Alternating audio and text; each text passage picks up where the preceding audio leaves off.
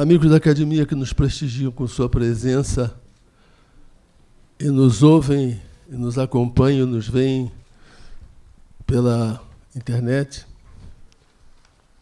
não podia ser mais auspicioso o encerramento do nosso ciclo de conferências do ano de 2016. Primeiro porque ciclo de conferências, diga-se, coordenado magistralmente por Ana Maria Machado, um dos ciclos mais bem-sucedidos desta casa, pelo menos nos 10 anos em que aqui me encontro.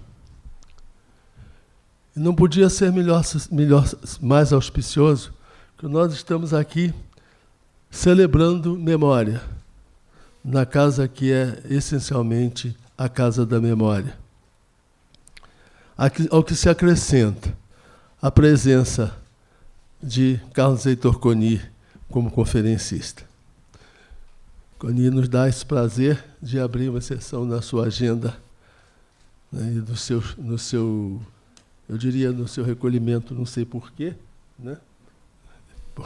Tem toda a condição para estar aqui conosco e que vai, naturalmente, nos brindar com a sua fala sobre Humberto de Campos, escritor e conselheiro, tema do dia proposto pelo coordenador desta mesa, o querido acadêmico Alberto Venâncio Filho, a quem tenho o prazer de conceder a palavra e o comando. Senhor presidente, senhoras e senhores membros da mesa, amigos da academia e da internet, a academia encerra esse ciclo de atividades cultuando as memórias dos grandes nomes que pertenceram à casa, com o título da Memória Reverenciada. Hoje já há 242 acadêmicos falecidos, muitos deles se conservam cultuados nos meios literários, enquanto outros desapareceram do cenário, mas todos merecem a nossa reverência, pois se ingressaram na academia, tiveram mérito literário. Neste ano de hoje, se homenageia o 7º centenário de Humberto de Campos, nascido em 1866 e falecido em 1934, ano em que faleceram 7 acadêmicos. Foi a coisa terrível para a academia. Nos estudos de história literária, procuro sempre sublinhar o papel da mobilidade social do nosso país, do qual Humberto de Campos foi um exemplo. Cito: não cheguei muito alto, de modo a embriar com os escritores de meu país, mas porque vim de muito baixo, mas percorri maior distância do que eles, porque vim de muito longe. De fato, órfão do pai aos muitos anos, ele exerceu as atividades mais modestas, até sediar do jornalismo em Belém do Pará, e vindo para o Rio de Janeiro em 1912, quando se projetou e pertenceu ao círculo literário da época. Ingressou na academia em 1999, com 36 anos, e aqui teve uma atuação destacada. As atas revelam a sua participação em do Diário Secreto, em que há várias referências às atividades da casa. Há que destacar a iniciativa meritória de Humberto de Campos ao publicar a Antologia da Academia Brasileira de Letras, 30 anos de discursos acadêmicos, procedendo pela introdução, excelente prefácio em que analisa a criação da academia. É um texto muito importante que vale a pena ser destacado. Cito: explicava que o sucesso da criação da academia foi, na verdade, o resultado de 3 fatores: uma geração rica de talentos, o espírito generoso dos remanescentes do anterior, que se renunciaram a se nivelar,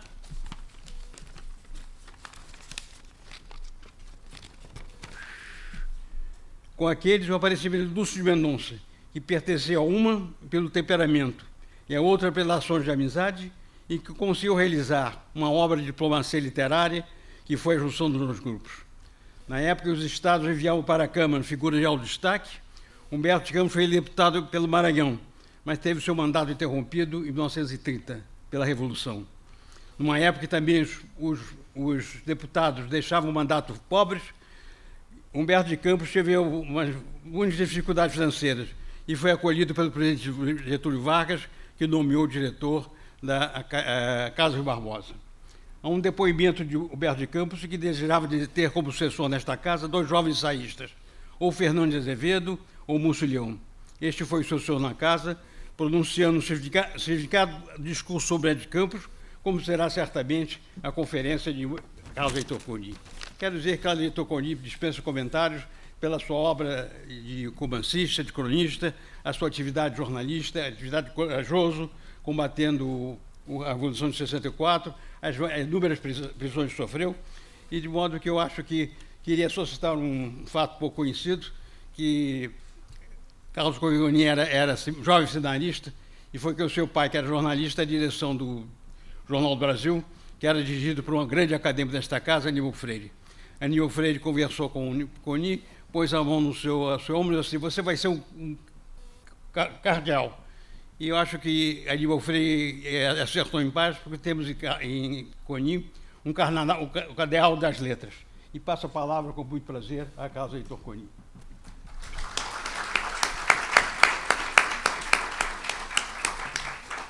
Boa tarde ou boa noite. É um prazer estar aqui com vocês. Devido a um acidente que eu sofri na Alemanha, eu estou meio inutilizado. Mas vamos ver se eu dou conta do recado. Rui Castro sempre diz que eu, quando começo a falar ou a escrever, eu me remonto às guerras púnicas. Eu acho que é um bom princípio para qualquer coisa, para qualquer assunto. Você vai falar sobre o desastre de Chapecó, fala nas guerras púnicas, que termina chegando lá. Eu não vou falar sobre as guerras púnicas, mas vou falar sobre o problema da literatura e da crônica. É um assunto que é tão antigo quanto as guerras púnicas, não há dúvida nenhuma. Mas, no ano 1300 e tanto, no Concílio de Trento, os reverendos padres passaram mais de 3 anos discutindo o sexo dos anjos e não chegaram a nenhuma conclusão. Hoje não se discute mais o sexo dos anjos, tanto faz também.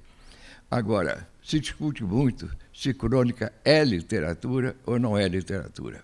Esse é um grande desafio que está desafiando várias gerações e vai continuar desafiando outras gerações. Para falar de literatura é fácil. Nós temos nomes assim que vão de Homero até Joaquim Ventura. É literatura. Agora, crônica. Crônica parece ser um gênero, um subgênero. Muita gente, aliás, diz que a crônica é um subgênero, ou seja, é uma facção da literatura. Eu discordo, mas digamos que muita gente ainda pensa isso. Ou seja, que a crônica é uma linguiça, é enchimento de linguiça. Não é verdade. Pelo contrário, a gente pode dizer até o contrário, que a crônica, que a literatura é um apêndice da literatura, porque a crônica é muito mais antiga.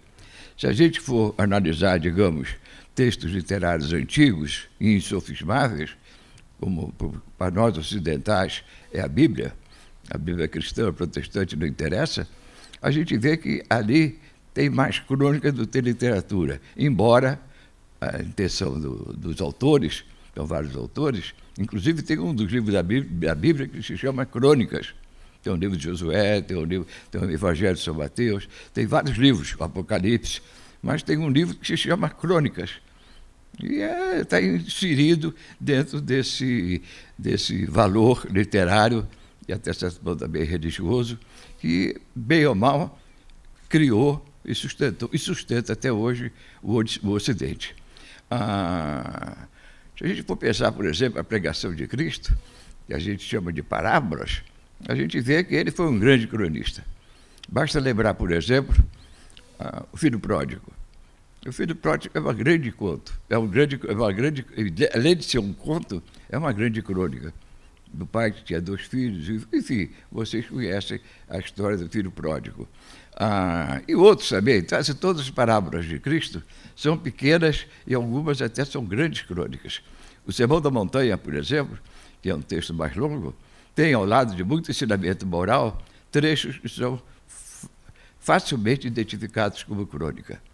Bom, no caso da literatura propriamente dita, e eu considero a crônica um fato literário, essa discussão continua, muita gente negando que crônica seja literatura.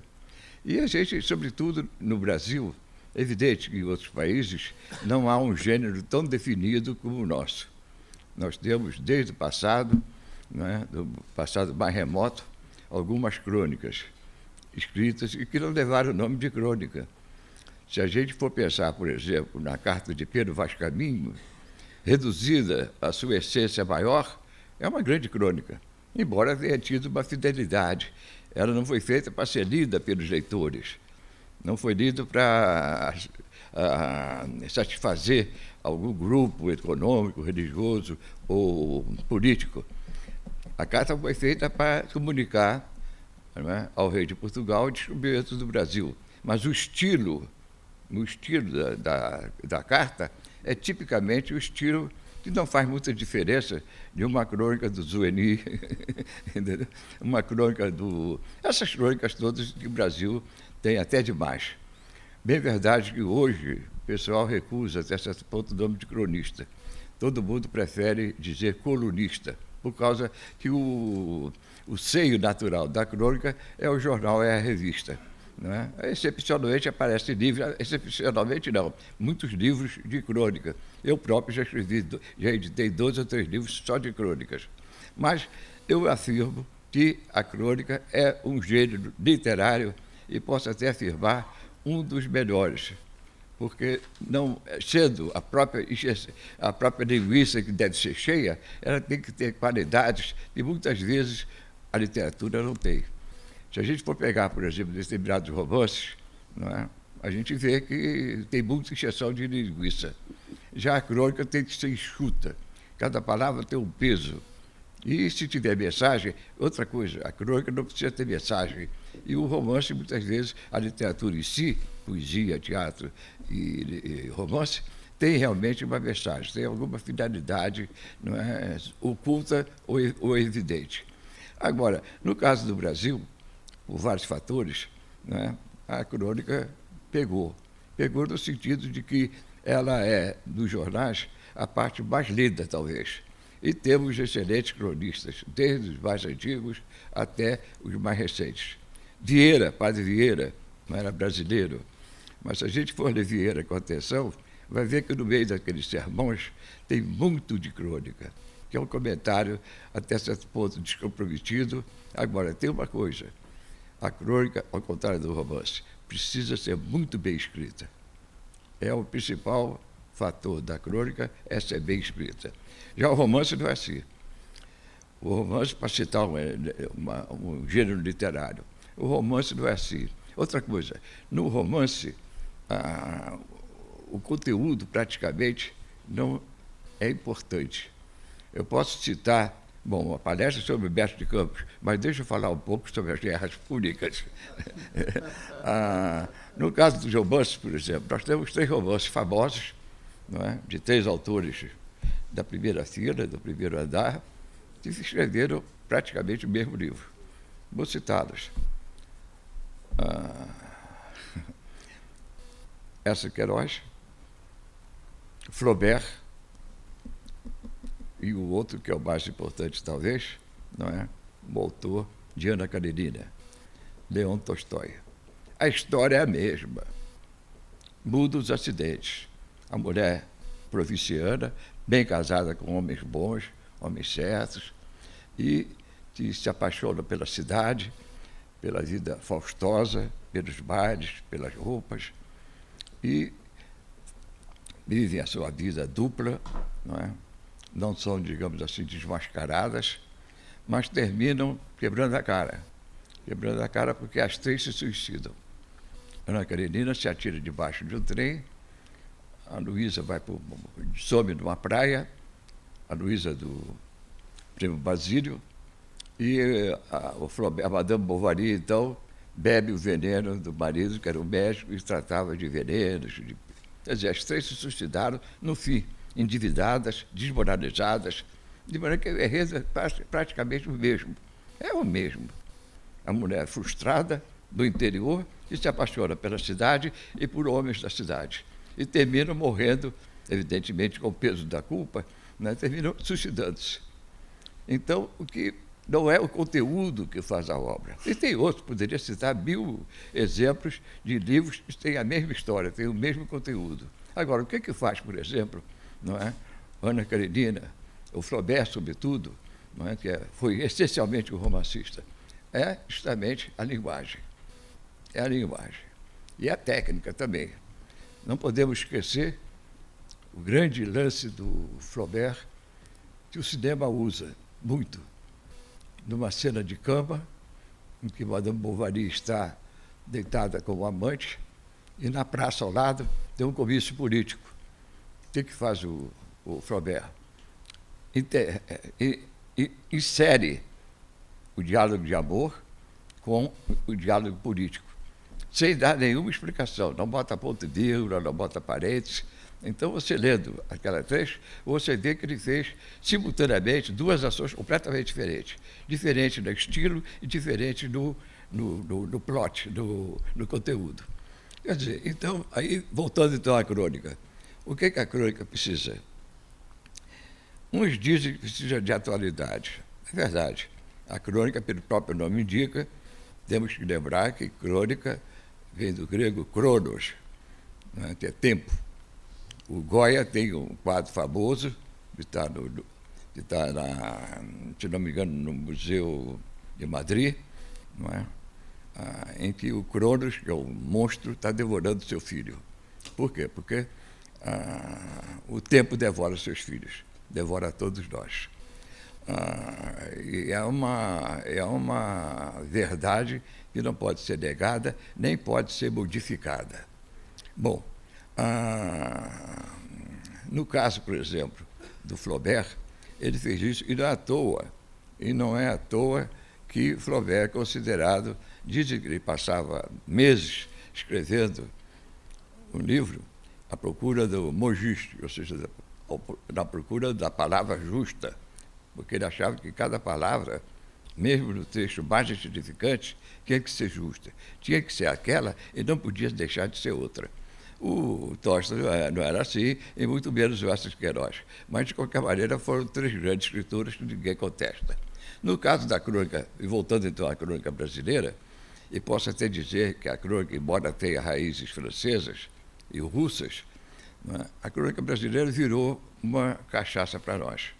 São muitos os leitores, são muitos os que cultivam a crônica, não só para fazer, mas para ler. Não vou citar os exemplos, mas a gente pode dizer que entre os 10 maiores escritores brasileiros, 9 fizeram crônicas, de uma forma ou outra. Crônicas de circunstância, crônicas, às vezes, batimbadas. José de Patrocínio, por exemplo, fazia muita crônica, não é, vendida. Esse fazia a crônica, né, para fazer algum dinheiro, mas não deixa de ser o José de Patrocínio, não é? Agora, mas a crônica, em geral, ela é gratuita. E ela nasceu de não a crônica geral, mas a crônica de jornal, que é a mais comum. Ela nasceu de uma necessidade gráfica. Os jornais, antigamente, eram muito pobres de recursos técnicos e eram obrigados a publicar alguma coisa, um desenho, uma foto. E, há uns 100 anos atrás, todos os jornais, na primeira página, como não tinham matérias boas para estampar na primeira página, botavam o anúncio da emulsão de Scott. É famosa. A emulsão de Scott não pagava nada, era gratuito. Mas aquele homem levando bacalhau nas costas aparecia em todo lugar, e às vezes 2 vezes. Às vezes estava na primeira página e no meio tinha outra vez a mesma emulsão de Scott. E, no meu caso, por exemplo, eu tive um exemplo muito ruim, muito doloroso para mim, é que eu fiz uma crônica, ainda no Correio da Manhã, uma crônica pela qual eu cheguei a ser processado pelo ministro da Guerra, e botaram ao lado da crônica, interferido com a crônica, um anúncio da banha rosa. Era uma banha que estava muito... Era banha... Todo mundo se lembra da banha rosa. Quer dizer, era uma necessidade gráfica, botar determinados desenhos ou fotos na primeira parte para dar cor, para dar vibração ao texto impresso, que muitas vezes era chato. Daí é que o Brasil realmente talvez seja o país que tenha mais cronistas, e bons cronistas, por sinal. A citação, por exemplo, que todos fazem é de Rubem Braga, que realmente foi um grande cronista. E outro, também, outra geração, foi Humberto de Campos. Humberto de Campos, ambos têm uma coisa em comum. ambos não conseguiram escrever um romance. É uma pena, porque eu tenho a impressão que tanto Rubem quanto Humberto de Campos seriam capazes de fazer grandes romances. Algumas crônicas dele são, digamos assim, o embrião de um romance. Mas eu, por falta de fôlego, por falta de dinheiro, ou mesmo por gosto, deixava o romance de lado e fazia, então, a crônica. A exceção, como sempre a exceção, aliás, ele é uma exceção geral, foi Machado de Assis, que fez crônicas muito boas, por sinal, e fez os grandes romances da nossa literatura. Essa é uma exceção, mas o Machado de Assis não vale porque ele vale muito, mas ele é uma exceção da literatura. Ele não é um escritor, ele é um caso. Bom, mas tanto Rubem Braga quanto Humberto de Campos nasceram para fazer crônicas. Pegavam qualquer coisa e delas extraíam um texto literário de primeiríssima grandeza.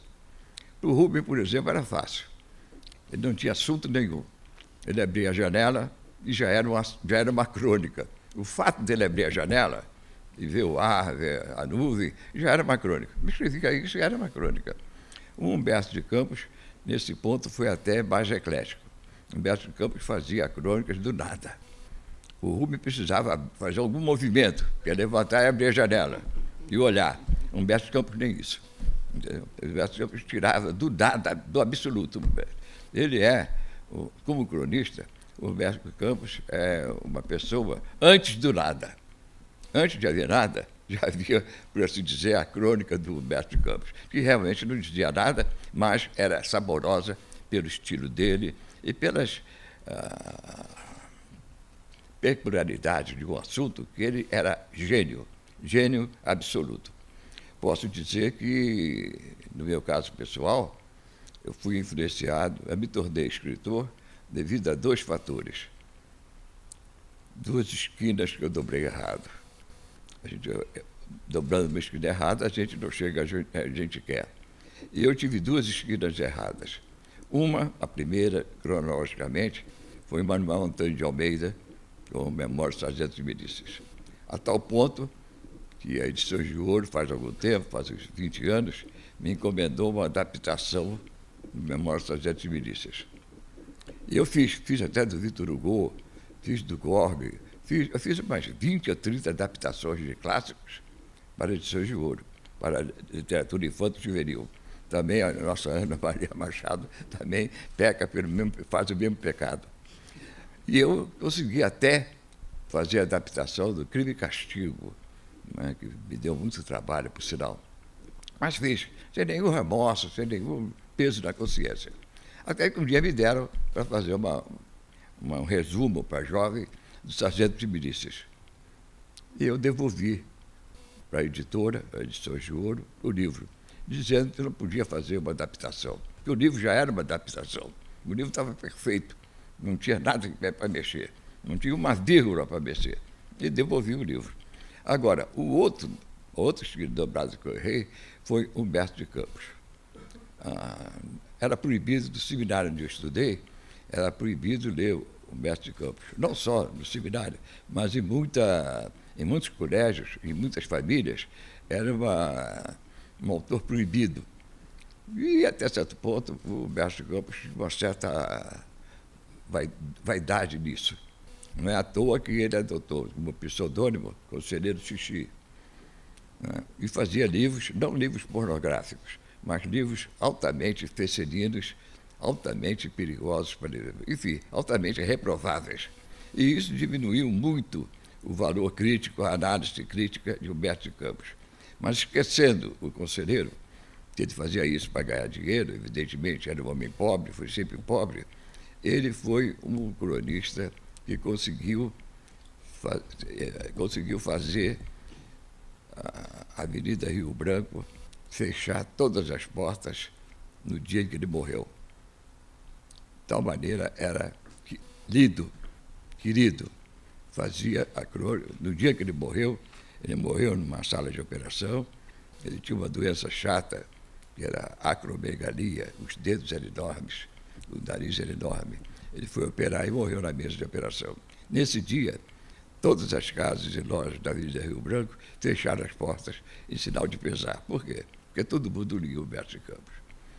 O presidente Washington Luiz lia Humberto de Campos e mandava cartas para ele, comentando. Ninguém sabe disso, né? Washington Luiz é famoso porque disse aquela frase, né? Governar é abrir estradas. Mas ele mandou muitas frases iguais a essa para Humberto de Campos, que nunca aproveitou. Mas foram muito... Não, o Humberto não foi amigo do Washington Luiz, mas o Washington Luiz fazia-se declarar o fã, não era fã que não havia essa palavra, mas se dizia o admirador número 1 do Humberto de Campos. E quem foi Humberto de Campos? Aí eu deixo as guerras públicas de lado e vamos entrar no assunto. Você vê que eu gastei uns 10 minutos, mais de 10 minutos falando sobre guerras públicas. Humberto de Campos de uma família muito pobre. Nasceu no Maranhão, numa cidade chamada Miritiba, que hoje se chama, com toda razão, Humberto de Campos. Ficou órfão do pai muito cedo e vivia na rua entre moleques. Ele mesmo conta nas suas memórias que roubava coisas. Ele roubava doces, roubava brinquedos, roubava tudo que era possível, tudo que caía na mão dele, ele olhava. Se não tivesse alguém olhando, ele roubava. E isso com 12 anos, com 11 anos. Imagina o bom caráter que ele era. Bom, e se discute muito até que ponto Humberto de Campos foi realmente um grande escritor. Porque, afinal de contas, ele não fez outra coisa na vida. Ele fez poesias, mas muito ruim. A poesia dele era muito ruim. E era um pouco, digamos assim, na base do Conselheiro. Eu me lembro de um verso que, quando eu li no seminário, me impressionou muito. Eu não me lembro, é um soneto. Ele diz assim, né? Deixa eu me lembrar, eu não sou muito bom em poesia, mas ele diz assim, e a viúva, não, e a carne cheia de desejos treme de gozo ao lado da viúva. Quer dizer, essa é a poesia do... e as outras são até piores. Mas o Machado de Assis também, se a gente for lá bem, as poesias dele não são grandes coisas. São brincadeiras, são crônicas de forma de 14 versos, Machado de Assis. Agora, Humberto de Campos, felizmente, não seguiu esse caminho. Ele fez várias poesias, tem várias, mas não tem realmente nada.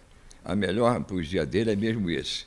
A carne treme de gozo ao lado da viúva, ao lado da viúva. Bom, agora, em crônica, realmente, ele passou por uma experiência formidável. Sendo pobre, vivendo do pior dos elementos, com a família precisando de pão, de banho, difícil da escola, era expulso de várias escolas, porque não estudava, sendo, digamos assim, um menino, na época se falava Peralta, ele era um Peralta. Hoje a palavra ninguém mais usa isso, né? Mas o Temer talvez seja um Peralta, né? Um Peralta. Tem muito do Peralta. O Humberto de Campos era um Peralta famoso, porque batia nos outros, às vezes apanhava. E não pensava em outra coisa a não ser fazer peraltices. Estou repetindo a palavra. E não, digamos assim, frequentou péssimos colégios, mas descobriu que no próprio colégio era muito fácil buscar assunto. E ele, então, fez retratos terríveis dos professores, dos colegas. Ele tem, por exemplo, um professor que ele apelidou de coordenada terrestre. Era professor de geografia. Falava muito em coordenada terrestre. E na crônica dele ficou sendo coordenada terrestre. Nem o nome dele se sabe, mas havia um professor chamado coordenada terrestre. Provavelmente porque nas aulas dele ele falava muito nas coordenadas terrestres. Com esse espírito sarcástico e, ao mesmo tempo, cínico, e posso até lhe dizer imoral, porque as crônicas do Conselheiro Xixi tem umas que são imorais mesmo, mas nas crônicas dele, que não são escritas pelo Conselheiro, tem crônicas perfeitamente, não digo imorais, mas perfeitamente inconvenientes para uma época em que havia uma moralidade mais explícita. Agora, na miséria, às vezes sem pão para comer, às vezes batendo Inclusive, uma vez teve vontade de bater na própria mãe, que se sacrificava para dar o pão para ele. Né? Ele veio para o Rio. Depois de tentar muitas coisas, entendeu? Tinha o famoso rio que passava pela antiga Meriti, o Rio Paraíba, terra do nosso... Bom, e ele foi, tal como Marcos Twain, um homem que aproveitava muito o rio. E, inclusive, uma vez nadando com outros colegas, houve um que ia se afogando e ele não salvou. Ele narra isso com maior tranquilidade. Ele podia ter salvo, mas não salvou porque não era dele. Bom, ele veio, terminou vindo para o Rio. E no Rio de Janeiro também passou por todas as dificuldades. Casa de pensão, sem emprego, fome, e quando podia roubava alguma coisa. Ele tem uma crônica admirável, que eu gosto muito, sobre a mudança do século XIX para o século XX. Ele era empregado de uma mercearia. E no dia 31 de dezembro, estava virando, não só de ano, mas de século, ele estava numa escada contando latas de azeite na prateleira, que o dono queria fazer um balanço da mercadoria que tinha estocado. E quando ele ouviu o apito das fábricas, o barulho do ano novo, aliás, do século novo, ele pegou as latas que ele estava contando, jogou tudo no chão. De maneira que, para ele, a mudança de século foi uma bagunça, foi uma desordem. E isso diz bem o Humberto de Campos, que se tornaria escritor. Agora, tinha uma sensibilidade, outra coisa também. Apesar de não ter, Miritiba não tinha colégio, não tinha ginásio, ele tinha professores particulares, tinha uma porção de coordenados terrestres que ensinavam a ele o que podiam. E ele lia muito, sobretudo mitologia, a mitologia greco-latina. E as crônicas dele, até o fim da vida, tinha sempre uma citação de algum exemplo, de algum fato que ele tirou, se lembrava da mitologia, ou a grega ou a latina. Ele já lia muito desse tempo. Não gostava da literatura brasileira. Preferia mesmo a leitura do greco-latina e, mais tarde, então, a francesa, da qual ele tirou vários exemplos e, até certo ponto, alguns modelos. Mas o Humberto de Campos, quando veio para o Rio de Janeiro, passou fome, não tinha onde morar, mas começou, então, a procurar pessoas que sabiam que trabalhavam em jornal. E dava crônicas, e a maior parte das crônicas eram recusadas. O amigo, o conhecido, botava no bolso, falava, vou ver o que posso fazer. E não fazia nada. Mas ele não desanimou. Continuou escrevendo para ele mesmo, até que ele fez uma crônica, já tinha um jornal que tinha muita fama naquele tempo, que era O País. O País teve como redator-chefe, o primeiro redator-chefe, o próprio Rui Barbosa. Não é? Era um prédio na esquina da 7 de setembro, uma avenida Rio Branco, e tinha uma cúpula de aço, uma cúpula de ferro ou de aço, não sei a diferença. Mas essa cúpula, houve um incêndio, aliás, botaram fogo no País, porque era um jornal que defendia Washington Luiz. E na Revolução de 30, quando o Washington Luiz estava realmente acabado, e não só a República Velha estava nos últimos suspiros, estava no CTI, né, botaram fogo no País. E a cúpula de ferro derreteu e ficou aquele buraco. Um buraco no lugar da cúpula. Humberto passou pela calçada, olhou e disse, enfim, um país de céu aberto, porque estava subindo do céu. Quer dizer, era um homem que tinha um espírito muito... Agora, ele teve... Quando eu entrei para a academia, já faz alguns anos, todo mundo falava mal do Humberto de Campos. Não como escritor, mas como uma pessoa maledicente, muito maledicente, inventou histórias terríveis sobre Carlos Laet, entendeu? E uma que eu vou contar agora, E é verdadeira porque foi publicada na revista, aí já era famoso, foi publicada na revista O Cruzeiro, na última página da revista Cruzeiro, que depois foi ocupada por Raquel de Queiroz. Ele escrevia uma crônica ali. E publicou. O Cruzeiro, nessa época, tirava uns 300, 400 mil exemplares, alguns até em espanhol. E ele, um dia, contou um fato que não foi confirmado, até hoje não foi confirmado, mas, na realidade, é verdadeiro. As pessoas por dentro daquela época dizem que o fato é verdadeiro. Seguinte, Machado de Assis era presidente da casa e tinha um grande amigo chamado Mário de Alencar. Os dois trocavam cartas, sendo que o Mário de Alencar chamava o Machado de Assis de pai, meu pai querido. E o Machado de Assis não chamava o Mário de Alencar de filho, mas fez tudo para ele entrar na academia. E o Mário de Alencar entrou na academia por força do Machado de Assis. Não tinha escrito nada até então. Bom, essa é a história. Um dia, Humberto Campos vai ao médico, doutor Leite Ribeiro. O médico deixou, Leite de Castro. O médico deixou o nomezinho, muita gente. Volta e meia, enquanto o velhinho se lembra do Leite de Castro, aqui na rua 7 de Setembro. O Humberto Campos foi ao médico e, quando entrou, o Leite de Castro falou: opa, Machado, se você chegasse um pouco antes, você ia encontrar um acadêmico, companheiro teu da academia.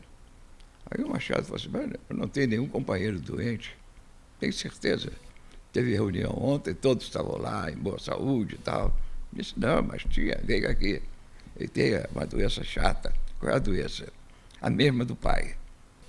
Mas quem era o pai de Mário de Alencar? Aí o Leite de Castro falou: você não sabe então?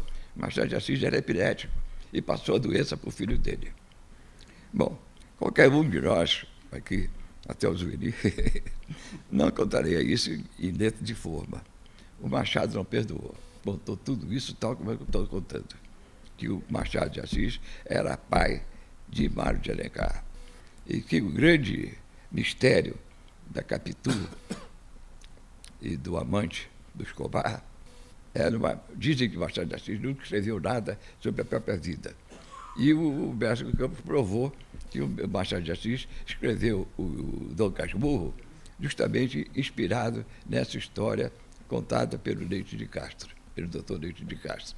Quer dizer, a maledicência de Humberto Campos tornou-se famosa. Também fez sofrer muito o Carlos Laet. Carlos Laet era tido como um sujeito espirituoso, entendeu? Fazia bons versos. E o Humberto de Campos, uma vez, entrou no banheiro, não é, para fazer uma necessidade qualquer, e lá estava o Carlos Laet. Aí o Carlos Laet: mas quem está entrando aí? Aí o Humberto falou: sou eu. Ele disse: poxa, você não me respeita? Eu estou fazendo um poema para o Dom Pedro II. Dom Pedro II era famoso porque fazia os versos, alguns bons até, sobretudo sonetos. Não é? E quem escrevia esses sonetos era o Carlos Laet. E o Humberto de Campos nunca perdoou. Toda hora que podia, dizia que o Carlos Laet era o autor dos sonetos de Dom Pedro II. É duro dizer isso, era imperador do Brasil. Depois que Dom Pedro II foi para o exílio, aí Humberto de Campos realmente moderou um pouco. Mas enquanto ele foi imperador do Brasil, Humberto de Campos castigava os dois, Dom Pedro II e Carlos Laet. Não tinha nada contra o Carlos Laet, mas gostava de brincar com ele. Bom, a carreira de jornalista do Humberto de Campos foi muito modesta até, porque reconheciam que ele escrevia bem, mas não tinha, digamos assim, aquele pingo de genialidade. Mas houve um desastre de trem na antiga Central do Brasil, que se chamava Cabeça de Burro, Estrada de Ferro, Central do Brasil, Cabeça de Burro. Houve um desastre, 2 trens se chocaram e houve muitos mortos. E ele, como simples jornalista, foi cobrir o desastre. Ele fez uma crônica admirável, não só do ponto de vista jornalístico, como também do ponto de vista humano, sobre os problemas que a modernidade, a tecnologia podia trazer. Aliás, nesse particular, o Zé do Rego também tem um trecho parecido, quando um trem daquela Western Union, uma coisa qualquer, invadiu os canaviais do avô dele e botou fogo, as fagulhas botaram fogo. E ele, então, o Jari reclama muito da modernidade. Não foi o caso do Mestre Campos. Ele aceitava a modernidade até certo ponto, mas não era escravo dela. Agora, esse desastre do trem é uma crônica longa que, na realidade, podia ser publicada hoje em qualquer lugar, porque ele não deu importância ao fato em si do desastre dos mortos. Ele deu sobre a fatalidade. As pessoas que estavam vindo do trabalho, que iam para casa, e que, de repente, foram massacradas pelo encontro, um vagão entrando dentro do outro. Mesmo assim, essa crônica, que é famosa naquela época, foi muito famosa naquela época, não é a melhor crônica do Mestre Campos. Eu dobrei a minha esquina errada na vida, sobretudo na vida literária, porque me apaixonei por uma crônica do Mestre Campos. Eu devia ter 12 ou 13 anos, já tinha lido Sargento de Milícias, que muito me impressionou, e eu até hoje me considero o ladrão do Manuel Antônio de Almeida. Sempre quando eu tenho uma dúvida, eu penso, não é? O que o Manuel Antônio de Almeida faria aqui? E faço o que eu imaginava que o Manuel Antônio de Almeida fizesse.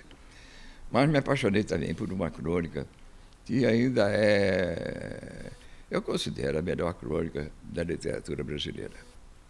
E não só da literatura brasileira, mas uma das melhores crônicas da arte universal. Essa crônica chama-se Um Amigo de Infância. Havia muitas mitologias. E hoje está tombada pelo Estado do Maranhão, e a Prefeitura de Maranhão fez um jardim em volta do amigo de infância dele, que era um cajueiro. Um simples cajueiro. O Maranhão tem muito cajueiro, pelo menos eu ouvi dizer.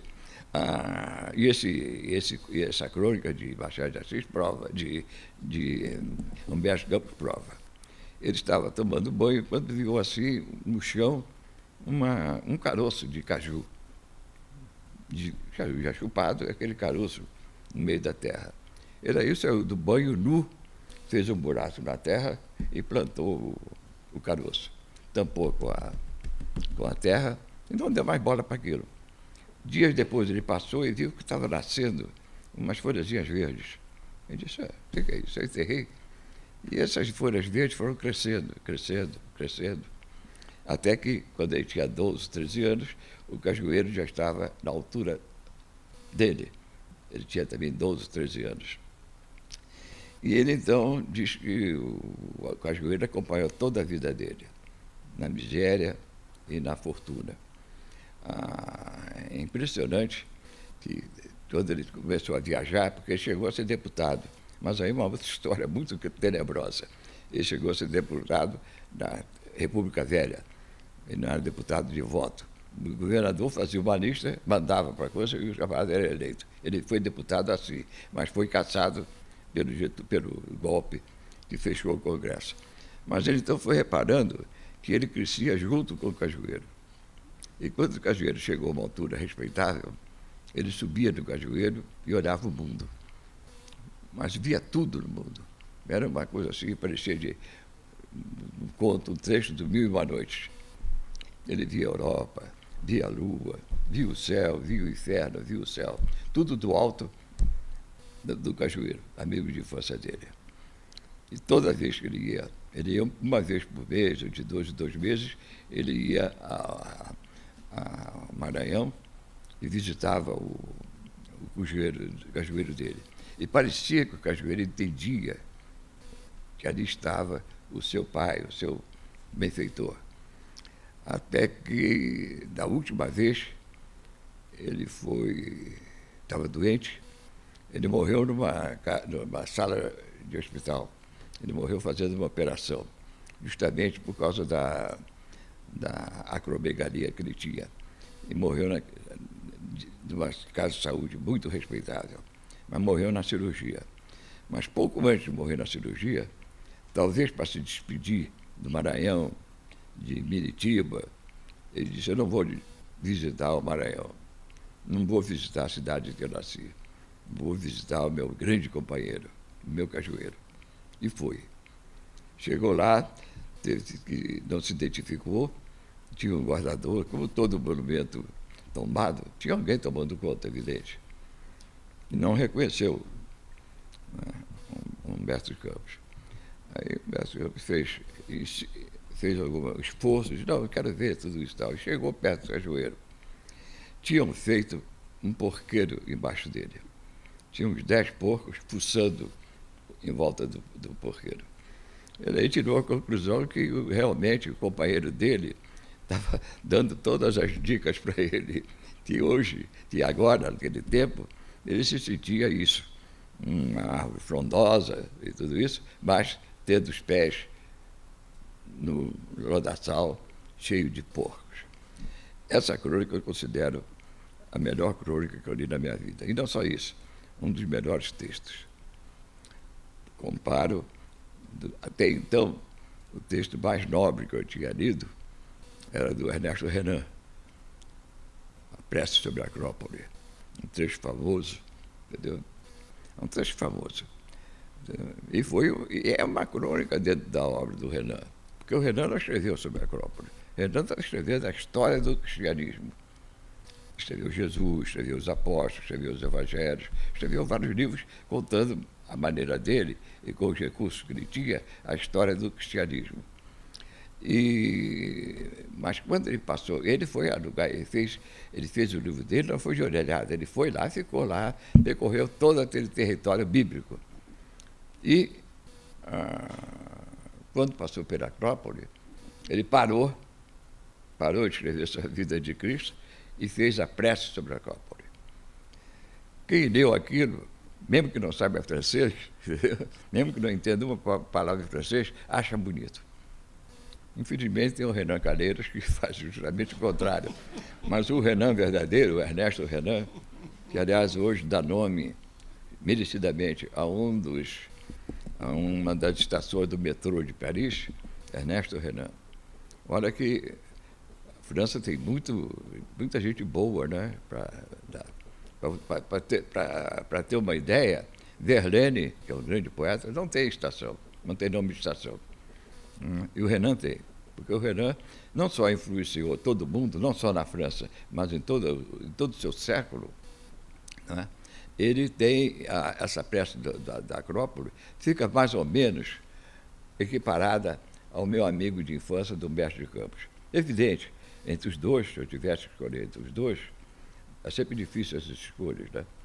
Lá no seminário, quando eu estudei, na prova final, havia uma prova que era o seguinte: você está numa tábua alta, você é pedreiro, pintor, e você tem do lado uma criança e do outro lado uma mulher. Quem você salvaria primeiro? Quer dizer, aquele troço de escolher a mulher ou uma escolha de Sofia, afinal. Mas o Renan, ele tinha a consciência pura de que os evangelhos não eram evangelhos. Ele chama os evangelhos de um belo conto pastoril.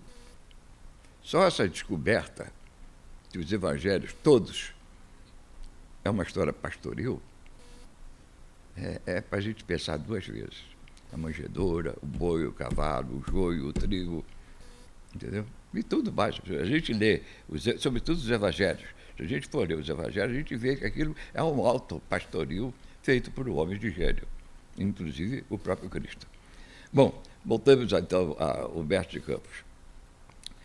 Humberto de Campos era, ao mesmo tempo, muito maledicente, mas também bastante cínico. Fazia muitas coisas assim para espantar os outros. Era um provocador, um agente provocador, como os comunistas antigamente rotulavam que ele não era comunista. Agente provocador. Uma vez, ele estava no ônibus e começou a falar alto, a contar a história, né, que estava com muita fome, num rincão lá do Maranhão, e que não tinha nada para comer.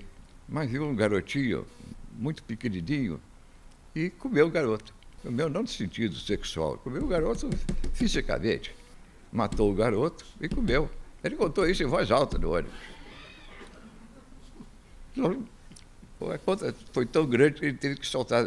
Quando ele soltou do ônibus, né, os outros passageiros todos assim, né, ouvindo aquela história terrível. Quando ele soltou, um dos passageiros botou a cara para fora e disse: era boa. Ele disse: nunca comi nada parecido igual. Quer dizer, fez possível o elogio da carne do garoto. Aliás, não foi o primeiro, porque lá atrás nós tivemos o Swift, o mesmo do Gulliver, que chegou a escrever o artigo. E para diminuir a população da Terra e, ao mesmo tempo, para suprir de proteínas a civilização, devia-se comer as crianças até 2 anos. Isso é Gulliver, Swift, que era juiz, por sinal. A profissão dele não era escritor, ele era um juiz de Togado, escreveu o Gulliver. E tem um livro que ele fala isso. Ele defende que nós, adultos, devemos matar as criancinhas e comê-las. Bom, o Machado de Assis, se a gente for pensar também, o Machado de Assis não chegou, evidentemente, ao exagero do Mestre Campos ou do Swift. Mas muitas coisas de Machado de Assis a gente pode ver que teve, e aliás, no caso do Swift, né, é um dos autores, não é, o Stern e outros, um dos autores que influenciaram Machado de Assis muito, todo mundo sabe disso. O Machado tinha mais ou menos, ele não era muito grande para plagiar alguém, mas se a gente for pensar naquela frase final dele, não deixei para ninguém a herança da miséria humana, a gente vê que tem algum vazio na teoria do Swift. Ou seja, ninguém deve deixar para ninguém, né, a miséria humana. Você vê que é uma... Mas aí Machado de Assis. Humberto de Campos nunca chegou a isso. Humberto de Campos, quando podia, ele quase que resvalava na pornografia. E não tinha, certamente, um bom gosto. Às vezes, ele era grosseiro até. E foi, digamos assim, acusado, muita gente reclamava dos jornais, não é? Outros articulistas reclamavam da tendência que o Humberto tinha para tocar em assuntos quase escabrosos. E ele se escondia o nome dele como o pseudônimo Conselheiro Xixi. Tanto que, quando a família vendeu os direitos da obra do Mestre Campos para a livraria Jackson, houve uma penima muito grande entre a família e a editora Jackson, que é uma editora famosa, tem uma enciclopédia. Meu pai tinha uma enciclopédia. A enciclopédia enchia só a letra A chegava até o Eduardo Portela. Lá em cima, só a letra A, né, da enciclopédia, da Casa Jackson. Bom, e a Casa Jackson começou a publicar as obras completas do Machado, do Humberto de Campos. E, de tal maneira, quiseram tirar o Conselheiro Xixi da coleção, mas a família não consentiu. Disse: não, se ele escreveu, se ele assinou, tem que sair da coisa. E só vendeu os direitos para Jackson na medida em que o Jackson publicou a série, são 5 ou 6 livros, né, do Conselheiro Xixi. E tem mais ainda, aliás, por falar na família do Mestre Campos, né, ele teve um episódio muito curioso. A coisa de muitos de vocês devem se lembrar. Houve um psicógrafo chamado Chico Xavier. Ele recebia espíritos. E, entre os espíritos que ele recebeu o Mestre Campos. E começou a publicar livros psicografados de Humberto de Campos. Eu li alguns. É evidente que é uma imitação. Ele lembra, digamos assim, o Humberto de Campos, os livros psicografados do Chico Xavier, lembram mais ou menos, não é, o caso, por exemplo, do Pelé, junto com o Fred, do Fluminense. Quer dizer, só um jogo.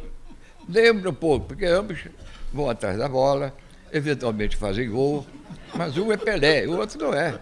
O outro é um poste, né, que eventualmente faz um gol. Então, a obra do Machado de Mestre Campos, psicografada por Chico Xavier, fica em aberto, quem acredita ou não. Mas, na realidade, ele chegou a publicar. Não sei qual foi a editora que teve a coragem de fazer isso, mas fizeram. E o livro vendeu muito. A família, então, processou o Chico Xavier. Ameaçaram até botar o Chico Xavier na cadeia. Não botaram porque ele era o Chico Xavier, ele via o futuro, o passado, enfim, tinha uma aura de beato. Então, não botaram o Chico Xavier na cadeia. Mas ele realmente psicografou uns 10 livros assinados por Machado de Assis, por Mestre de Campos. Eu estou falando toda hora de Machado de Assis, mas psicografados por Mestre de Campos. E tem trechos, e há trechos parecidos. Aliás, não é muito difícil imitar um escritor. Não é muito difícil. Eu mesmo fiz um conto para uma revista, não foi a revista do Cícero Sandrone, não. O Cícero Sandrone fez uma revista chamada Ficção, muito boa, por sinal. Deu oportunidade a muita gente. Era uma revista que publicava autores não conhecidos. E eu fiz me pediram um conto, e eu não tinha dito, eu não faço conto, eu não gosto e tal.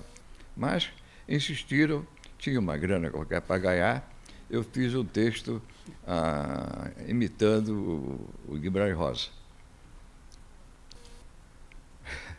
Posso até dizer o título, me perdoe a palavra. O título do conto que eu fiz é A História do Cabaço no Cangaço. Você vê que já tem a história do cabaço no cangaço. Então, eu inventei uma porção, compadre quem, entendeu? Inventei, e volta e meia eu disse, e termino com a palavra travessia. Quer dizer, era um texto, se eu fosse médium, eu poderia reivindicar a autoria daquele conto. Muita gente acha que... nesse tempo eu já trabalhava na Manchete.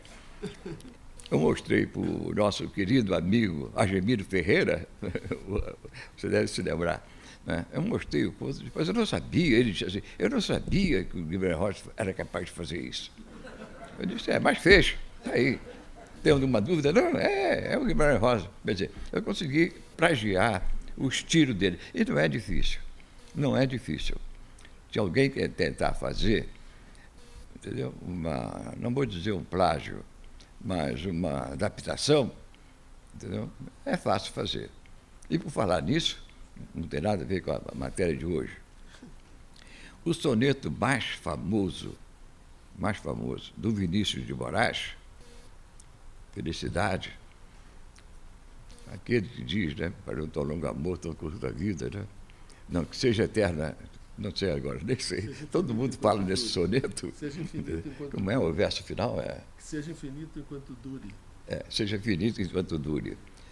Não só essa frase, mas todo soneto é um plágio aberto de um poeta de terceira categoria francês chamado Renier. Renier, entendeu? Ele que termina isso, L'amour sera éternel, tanto que ele diz. É exatamente a chave de ouro do Machado, do Vinícius, é a mesma chave de ouro do Renier. E é muito comum isso.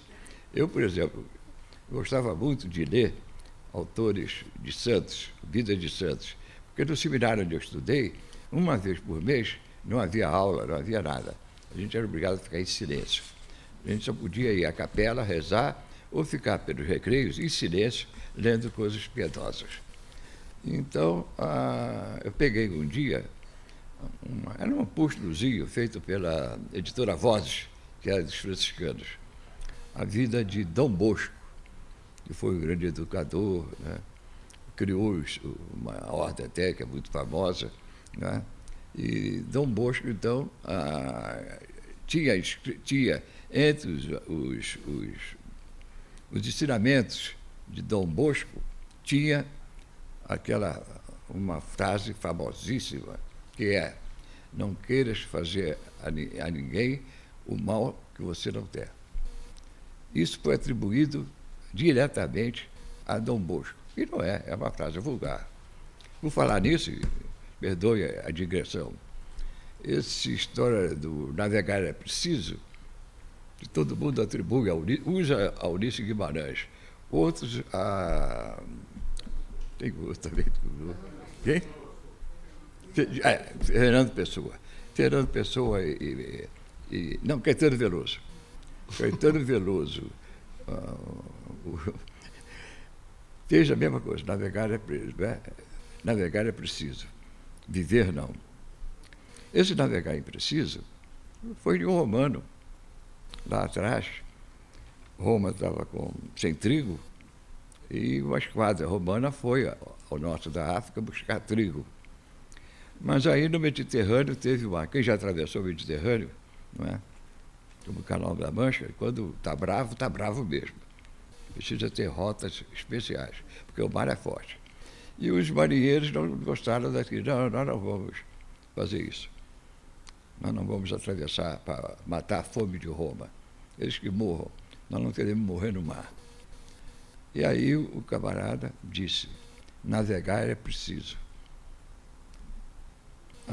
Essa frase é tida como de vários autores, inclusive na Espanha não, na Argentina, há muitas pessoas que atribuem essa frase a vários autores. E, no entanto, é a frase de um romano, numa crise de comida em Roma, que tentou arrebanhar marinheiros do norte da África para ir até Roma levando carregamento de trigo, e eles não quiseram ir, e ele falou, navegar é preciso. Quer dizer, há um roubo geral na literatura. Eu não tenho dúvida nenhuma. Eu mesmo, como autor de livros, eventualmente autor de livros, e todos nós que escrevemos alguma coisa, é difícil a gente não soltar uma reminiscência, uma frase feita, alguma coisa, não exatamente uma cópia, não é? Como, por exemplo, o Flaubert fez do Tolstói e S. Queiroz, bem mais tarde, fez no Primo Brasílio. Aí é demais, porque aí é uma história, é a mesma história, só contada em ambientes diferentes. Agora, que há muito, o próprio Neruda, que é um poeta maior, chileno, prêmio Nobel, o Neruda, um dos versos mais famosos dele, está na Canção Desesperada, não é? Uma Canção Desesperada, se não me engano. Não. Poemas de Amor e Uma Canção Desesperada. Né? Ele fala lá, né? Ele fala justamente o verso do Camões. Camões fez aquilo, né? Para tão longo amor, tão curta vida. É um dos famosos sonetos de Camões, é esse. Para o tão longo amor, tão curta vida. E o Neruda fez uma parecida. Né? O amor é tão curto e o esquecimento é tão grande. No fundo, é a mesma ideia, com outras diferenças. Quer dizer, eu já encontrei muitas coisas semelhantes em outros autores, inclusive em autores americanos.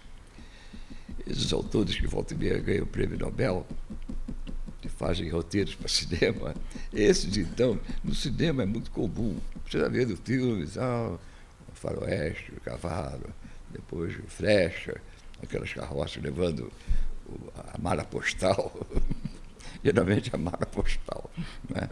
Os índios, tudo isso. Isso daí, tem vários livros sobre isso. E todos eles, até certo ponto, admitem não o plágio, mas a inspiração. E, do fundo, dá no mesmo.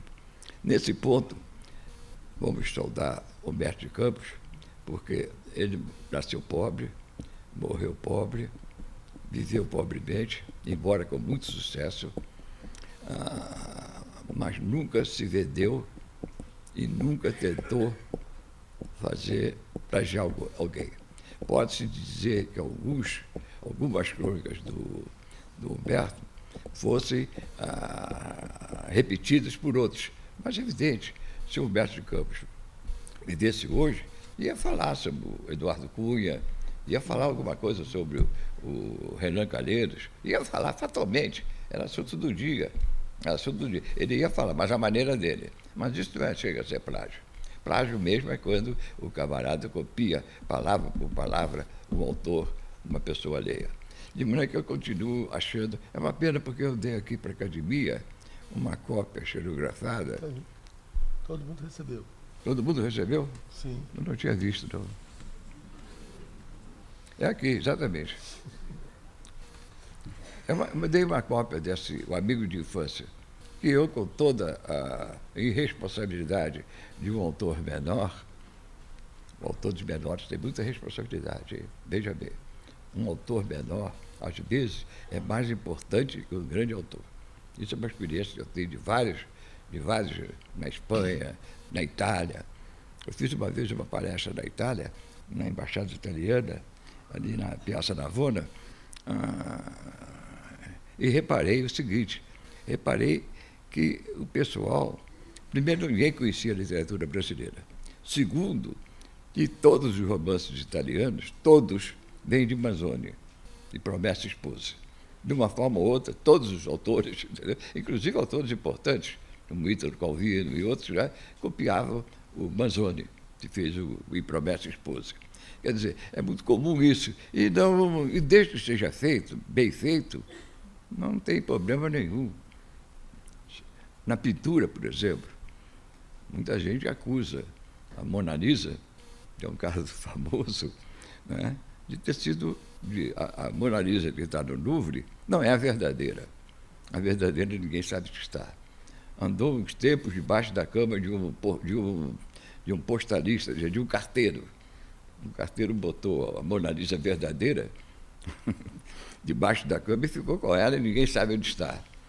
Um daqueles pintores, porque o francês naquela época, ele nascia e jogava na parede. Se ele ficasse colado, se ele caísse, não era nada. Mas se ele ficasse colado na parede, ele ia ser pintor. Então, era a alternativa. A alternativa era sobreviver como pintor se ficasse colado na parede. Agora, se caísse no chão, não era nada. Então, havia muitos imitadores, isso há até hoje, né? Mas dizem que a verdadeira, que seria a que está no Louvre, é uma cópia de um quadro evidente de Leonardo da Vinci, isso não há dúvida nenhuma. Agora, ele ficou anos e anos, não é, debaixo da cama de um agente postal, que ninguém sabe o nome, ninguém sabe onde foi parar. Quer dizer, o problema do plágio, ou da cópia, é, digamos assim, antigo e será eterno. Eu botei aqui já, né, que fiz um conto imitando o Guimarães Rosa. E um colega nosso, que mora nos Estados Unidos há muito tempo, o Cícero conheceu, Ademiro Fernandes, né? Ademiro Fernandes. Pensou que fosse realmente do Guimarães Rosa. Bom, tá certo. Muito obrigado. De maneira que, então, eu acho que dividir a literatura, como dividir a música popular, a arquitetura, a pintura, qualquer arte, é preciso ver que tudo não passa de um grande monte, de um monte que às vezes é de estrume e às vezes é de pérola. Então, não se pode jogar toda a fama em cima do Da Vinci como pintor, do Machado como escritor. Tem muita gente tão boa quanto Machado que a gente não sabe. E tem muita gente igual a qualquer um outro grande e que a gente não sabe. É uma questão de, até certo ponto, de sorte e até certo ponto de acaso. No caso, por exemplo, de meu, foi acaso. Eu comecei a escrever por causa de acaso, entendeu? Eu precisava pedir à minha mãe, eu queria comer bife à milanesa. E eu falava mal, eu tinha a língua presa. Então eu me comunicava com ela por bilhetes. E um dia escrevia: mãe, quero comer bife à milanesa. E botei na geladeira. Né? Também, nesse ponto eu não copiei ninguém. Se há no mundo uma coisa que eu fiz de primeiro de todo mundo, antes do trem, a rua, entendeu? Antes de tudo, fui eu. Botar recado na geladeira, fui eu que inventei. Mãe, eu quero comer bife à milanesa. E minha mãe entendeu. Quer dizer, eu comecei assim. E muita gente está começando assim. Se não for bife à milanesa, foi meu primeiro texto, entendeu? Foi meu primeiro texto. Eu tenho vontade ainda de fazer um livro de crônicas em que a epígrafe será essa, entendeu? Mãe, eu quero comer... E é uma frase perfeita, entendeu? Uma frase perfeita. Diz tudo, né? Eu, pronome pessoal, quero, o verbo. O quê? Comer bife. Quer dizer, é uma frase. Qualquer professor de província ou da Sorbonne pode citar essa frase como uma frase perfeita. Entendeu? E eu sou autor dessa frase. Bom, eu vou acabar porque o negócio já está longe. Eu agradeço a presença de vocês e digo que não tenho comparecido à academia esses últimos tempos, porque tive a má ideia de ir a uma feira de livro em Frankfurt, levei um tombo e só não morri mesmo por sorte. Fez um coágulo na minha cabeça e eu fiquei mais idiota do que eu costumo ser. Muito obrigado.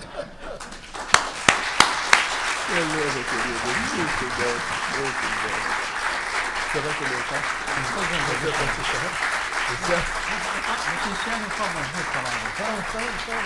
A Academia agradece a Carlos Toconi a interessante conferência que nos brindou hoje, encerrando o ciclo da atividade cultural. Ele nos deu uma aula de erudição sobre o conto, depois transmitiu um episódio muito interessante da vida de Humberto de Campos. Ele mostrou como Humberto de Campos, na sua época, foi inteiramente popular e de prestígio, e hoje inteiramente desaparecido. E o papel da academia é justamente recuperar essas grandes figuras que passaram pela... Muito obrigado, Carlos Toconi. Obrigado, Alberto Venâncio.